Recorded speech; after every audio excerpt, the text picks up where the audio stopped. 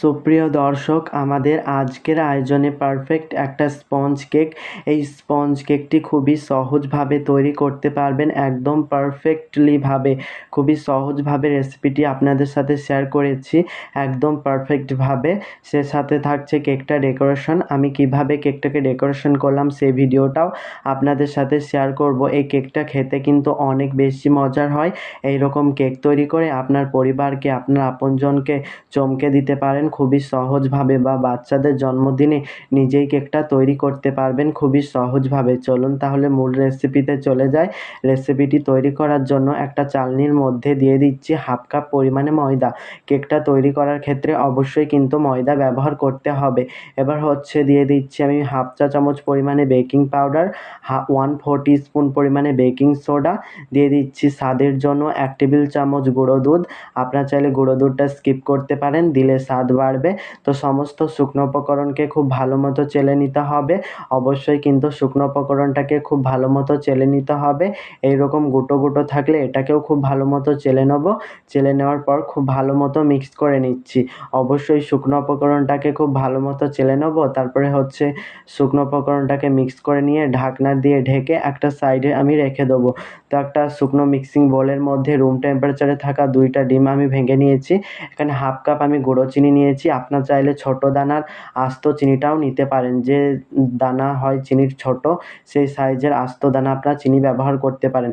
আজকে আমি ডিমের সাদা অংশ থেকে কুসুম আলাদা করছি না, একসাথেই বিট করছি।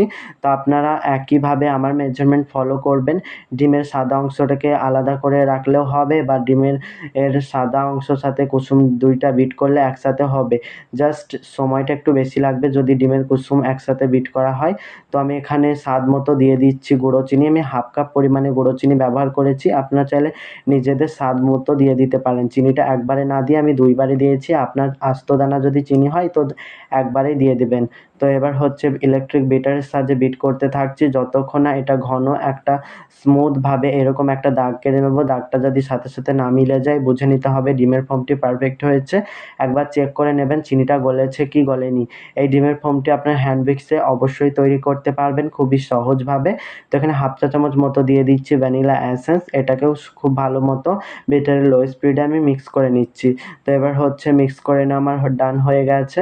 তো এবার ইলেকট্রিক বিটারটাকে সরিয়ে যে শুকনো উপকরণটাকে চেলে রেখেছিলাম সেটাকে আমি দিয়ে দিচ্ছি। তো আবার আমি শুকনো উপকরণটাকে চেলে দেবো। তো একবারে চেলে দেবো না, আমি 2 বারে শুকনো উপকরণকে চেলে দেবো। প্রথম ধাপে আমি হাফ শুকনো উপকরণ চেলে দিয়েছি। তারপরে একটা হ্যান্ড উইক্স নিয়েছি। হ্যান্ড উইক্সের সাহায্যে খুবই আলতোভাবে এক পাশ দিয়ে ঘুরিয়ে ঘুরিয়ে মিক্স করে নেব। অবশ্যই কিন্তু এক পাশ দিয়ে ঘুরিয়ে ঘুরিয়ে কাজটা খুবই আলতোভাবে করে নিতে হবে। এই পর্যায়ে দেখা যায় অনেকে তাড়াহুড়ো করে এলোপাথারি মিক্স করে, সেক্ষেত্রে ডিমের ফোমটি বসে যায়, কেকটা পারফেক্টভাবে স্পঞ্জ হয় না। তো আমি দেখলেন তো কিভাবে মিক্স করলাম। এইভাবে খুবই আলতোভাবে মিক্স করে নেওয়ার পর মিক্স হয়ে গেলে এখানে আমি অবশিষ্ট ময়দাটাকেও চেলে দিয়ে দিচ্ছি। তো চেলে দেওয়ার পর আবারও সেম পদ্ধতি অবলম্বন করে খুবই আলতোভাবে মিক্স করে নিচ্ছি। এই পর্যায়ে চাইলে আপনারা 2 টেবিল চামচ এখানে দুধ ব্যবহার করতে পারেন। তো আমার দুধটা লাগবে না মনে হয়েছে বলে আমি ব্যবহার করিনি। তো খুব ভালোভাবে মিক্সটা করে নিতে হবে এক পাশ দিয়ে ঘুরিয়ে ঘুরিয়ে ফোল্ডিং মেথডে। তো আমি আপনাদেরকে দেখিয়ে দিচ্ছি ব্যাটারের ঘনত্বটা ঠিক কীরকম হবে। তো স্প্যাচুলা দিয়েও একটু মিক্স করে নিচ্ছি। তো আপনাদেরকে দেখিয়ে দিচ্ছি ব্যাটারের ঘনত্বটা ঠিক এইরকম স্মুথ একটা ব্যাটারের ঘনত্ব তৈরি করে নিতে হবে।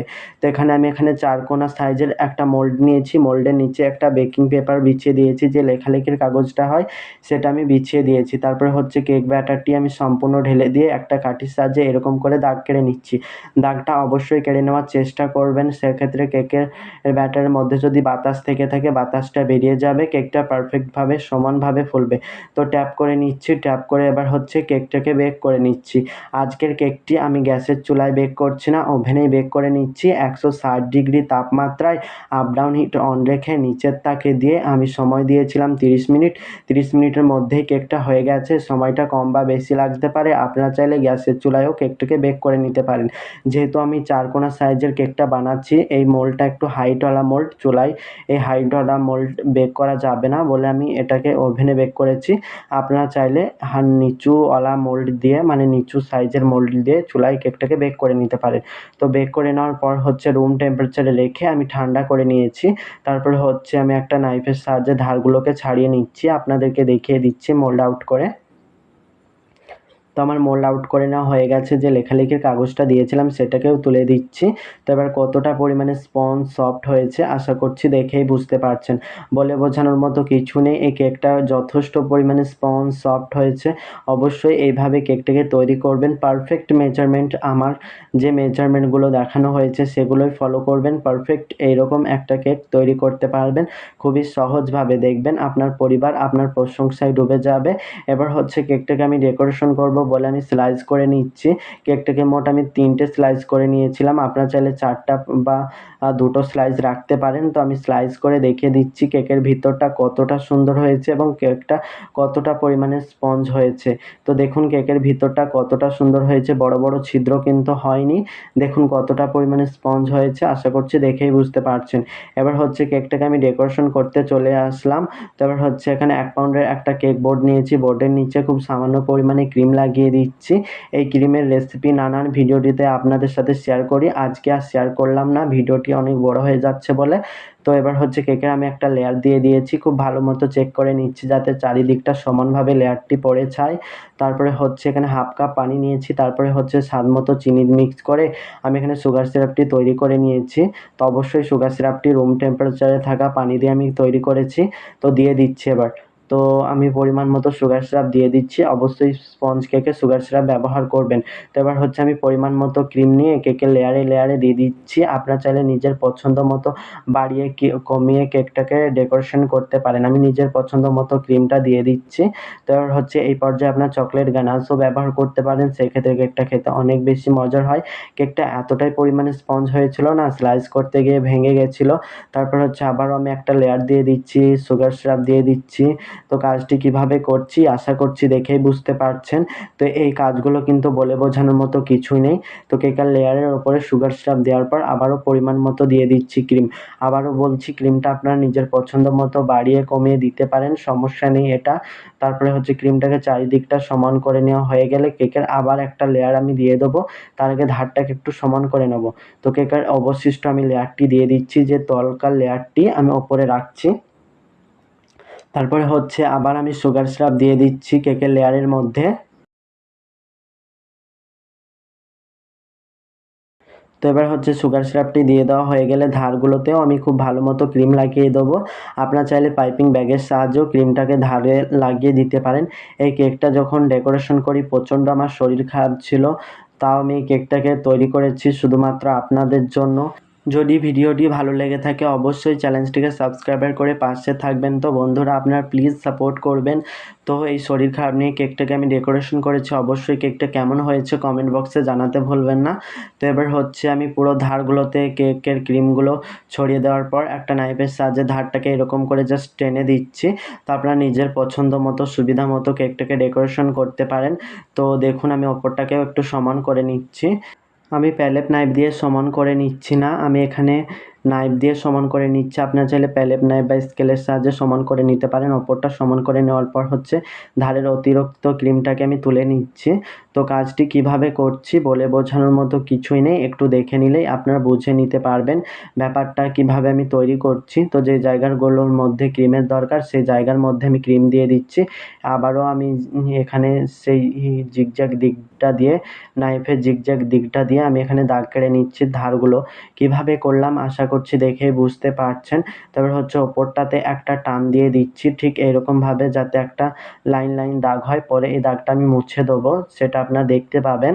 তো এবার হচ্ছে আমি ধারগুলোতে ক্রিমটাকে সমান করে নিচ্ছি।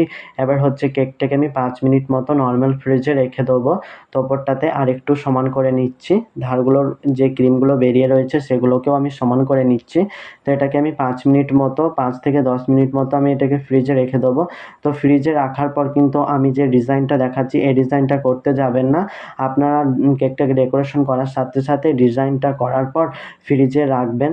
তো আমার মতো এরকম ফেটে ফেটে যাবে যদি আপনারা কেকটাকে সেট করার পর এই ডিজাইনটা করতে যান। তো অবশ্যই আপনাদেরকে খেয়াল রাখতে হবে, প্রথম দিকেই এই ডিজাইনটা করে নেবেন, তারপরে হচ্ছে আপনারা এই কেকটাকে ডেকোরেশন করবেন।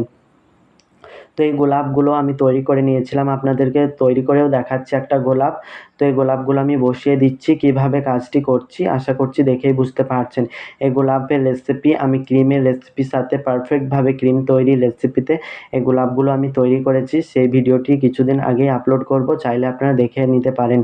তো আপনারা যদি শিখতে চান পারফেক্টভাবে ক্রিম, সেই রেসিপিটি দেখবেন অবশ্যই। একটা গোলাপ তৈরি করে দেখাচ্ছি, দেখুন এই গোলাপটি তৈরি করে দেখাচ্ছি। এই ক্রিমটি একটু ফেটে ফেটে গেছিলো যেহেতু বাতাস পেয়েছিল, তো বলে এই গোলাপটি খুব ভালো মতো হয়নি। যতটা পেরেছি আমি দেখিয়েছি, আপনারা আমার থেকেও সুন্দর গোলাপটা তৈরি করে নিতে পারেন। তো এটা দেখার বিষয় হচ্ছে, বলে বোঝানোর মতো কিছুই নেই। গোলাপটাকে আমি বসিয়ে দিচ্ছি কাঁচির সাহায্যে। এবার হচ্ছে একটা নজেলের সাহায্যে আমি কেকটাকে ডেকোরেশন করে নিচ্ছি। এইরকম একটা নজেল নিয়েছি, নজেলের গায়ে কোনো নাম্বার লেখা নেই বলে আমি আর বলতে পারলাম না। এগুলো আমি ফাঁকা জায়গাগুলো এরকম করে দিয়ে দিচ্ছি জাস্ট। আশা করছি দেখে বুঝতে পারছেন কিভাবে দিয়ে দিচ্ছি। এবার হচ্ছে আমি একটা পাতার মতো নজেল নিয়েছি, যাকে বলে লিভ নজেল। তো এটা দিয়ে আমি পাতাগুলো কেড়ে নিচ্ছি। তো আমি নিজের পছন্দ মতো কেকটাকে ডেকোরেশন করছি, আপনারা চাইলে নিজের পছন্দ মতো কেকটাকে ডেকোরেশন করতে পারেন। তো এই দেখুন আমি পাতাগুলো কেড়ে নিচ্ছি, তারপর হচ্ছে একই নজল দিয়ে আমি বর্ডারটাকেও দিয়ে নেবো। তো কিভাবে দেবো আমি দেখিয়ে দিচ্ছি। তো দেখুন আমি বর্ডারটি কিভাবে দিচ্ছি, এরকম করে হাতটাকে একটু জাস্ট হিলিয়ে হিলিয়ে এই বর্ডারটা আমি দিয়ে নিচ্ছি। যে নজলটা দিয়ে আমি পাতা তৈরি করেছি, এই নজলটা দিয়ে বর্ডার কিন্তু দেওয়া হয়, অনেক সুন্দর দেখতে, অনেক সুন্দর লাগে। তো দেখুন আমি বর্ডারটা কিন্তু খুব ভালো মতো দিয়ে নিচ্ছি। তো এবার হচ্ছে বর্ডারটা দেওয়া আমার পুরোপুরি কমপ্লিট। এবার হচ্ছে আমি কিছু সুগার স্প্রিঙ্কল কেকটার মধ্যে ছড়িয়ে দিচ্ছি ওপরটাতে। আপনারা চাইলে নাম বা যে কোনো বাটারফ্লাই বা যে কোনো এখানে স্প্রিঙ্কল ব্যবহার করতে পারেন। আমি এখানে হোয়াইট, গোল্ডেন যে কোনো নিজের পছন্দের মতো আমি এখানে সুগার স্প্রিঙ্কল ব্যবহার করেছি।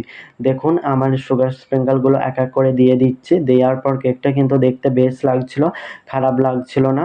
কেকটা কিন্তু দেখতে বেশ লাগছিল। তো কেকটা কেমন লাগলো অবশ্যই আমাকে কমেন্ট করে জানাবেন বন্ধুরা, আমি কিন্তু আপনাদের অপেক্ষায় থাকি। তো কেকটা আমার ডেকোরেশন করা কমপ্লিট প্রায়।